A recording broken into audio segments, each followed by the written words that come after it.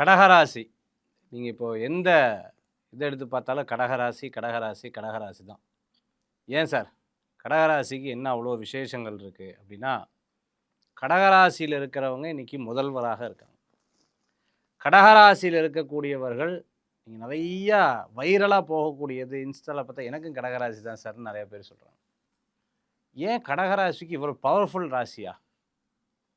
இன்னைக்கு முன்னாள் பாஜக தலைவர் அண்ணாமலை அவர்களும் கடகராசி. முருகன் சாரும் கடகராசி. இன்னும் நெறைய பேருக்கு கடகராசி தான். இந்த கடகராசியில இருக்கிறவங்களுக்கு அவ்வளோ பவர்ஃபுல் இருக்கா சார்? அப்படின்னு கேட்டிங்கன்னா, எஸ். உண்மையாவே அதுக்குண்டான பவர்ஃபுல் இருக்கு. எதனால? அதுக்கு அதிபதி சந்திரனுங்க. 2ஆம் இடத்துல சூரியனுடைய வீடு. பின்னாடி பார்த்தீங்கன்னா, புதனுடைய வீடு.